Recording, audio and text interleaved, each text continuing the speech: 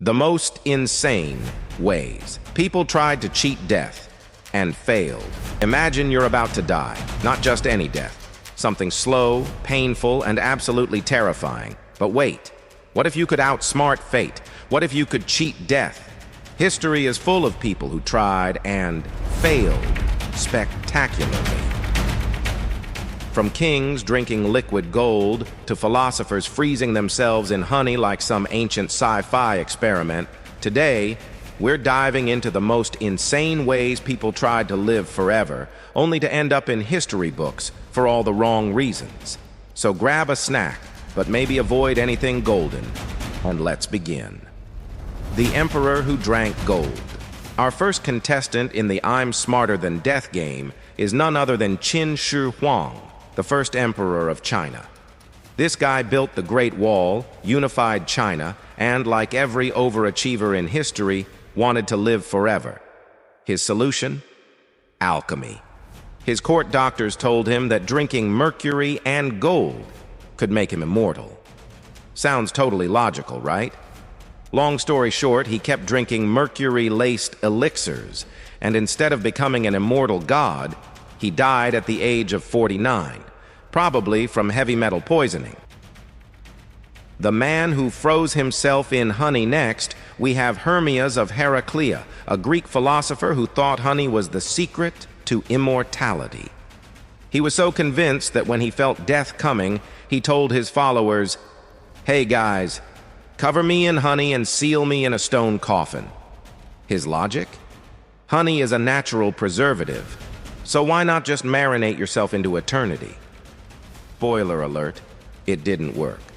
His body did stay well preserved for centuries, but unfortunately he wasn't around to enjoy it. So technically he cheated decay, but not death. Close, but no immortality points awarded. The Pope who mummified himself and became a tourist attraction. Pope Alexander VI had a unique idea for immortality. Self-mummification while still alive.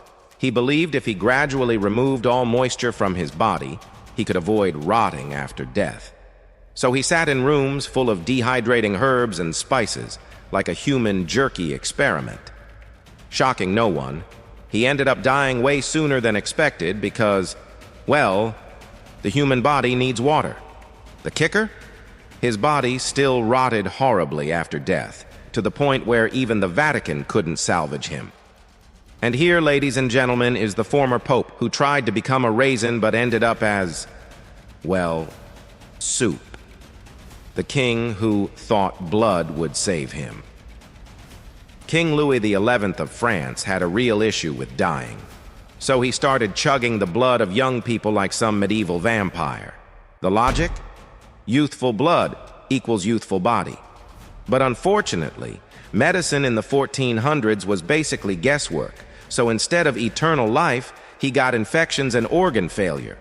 Science later proved that blood transfusions don't work like that. But, hey, at least he tried. The Soviet who froze himself, but forgot the science part.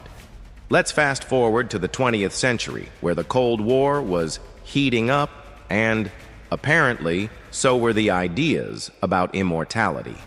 Meet Alexander Belyaev, a Soviet writer who was absolutely convinced that freezing himself was the key to coming back to life in the future.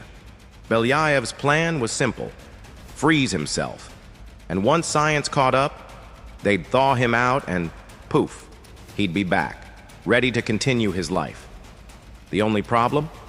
The technology didn't quite exist. Instead of getting a future revival, Belyaev just became frozen. Frozen in time. It's like hitting pause on your life but forgetting to press play. Moral of the story? If you're going to freeze yourself for immortality, maybe wait until the technology is actually developed. No one wants to be an ice cube forever.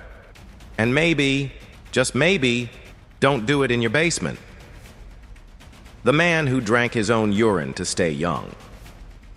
We're back in the early 1900s, where there's no shortage of bizarre health trends, and this one takes the cake. Meet Dr. John Harvey Kellogg. Yes, that Kellogg, the breakfast cereal guy. But instead of focusing on cornflakes, Kellogg was obsessed with health fads, one of which would be drinking your own urine to stay young. Kellogg believed that urine was the ultimate health tonic. He thought it had magical properties that could cure ailments, extend life, and keep people youthful. So naturally, he recommended drinking it regularly. Spoiler alert, it didn't work. And while Kellogg may have been a genius when it came to cereal, when it came to longevity, his experiments were nothing more than a piss-poor decision. Drink water, people. Just, water. The Mad King who thought he could turn lead into gold. Next, we meet King James VI of Scotland and the First of England. A man so obsessed with alchemy that he believed he could turn lead into gold. You'd think someone who ruled two kingdoms might have a slightly more practical hobby. But no. Instead, he spent hours in his royal chambers with alchemists, trying to unlock the secrets of the universe. James thought if he could find the Philosopher's Stone, he'd not only turn base metals into gold, but he'd also unlock immortality. Now the problem? The Philosopher's Stone was a myth. But that didn't stop James from chasing it. And as it turns out, his obsession didn't make him rich or immortal. It just drained his royal treasury. And while he didn't live forever, he did leave behind one heck of a legacy.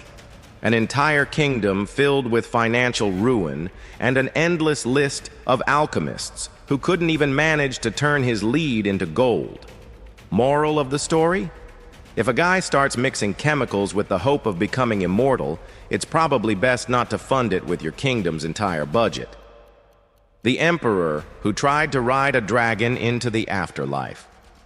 Back in the 3rd century BCE, Emperor Wu of the Han Dynasty decided that the key to eternal life was not in medicine, not in science, but in dragons. Yes, you heard that right. He believed that if he could tame a dragon, he could literally ride it into the afterlife. I mean, why not? Now, of course, dragons were, as one might expect, mythical creatures.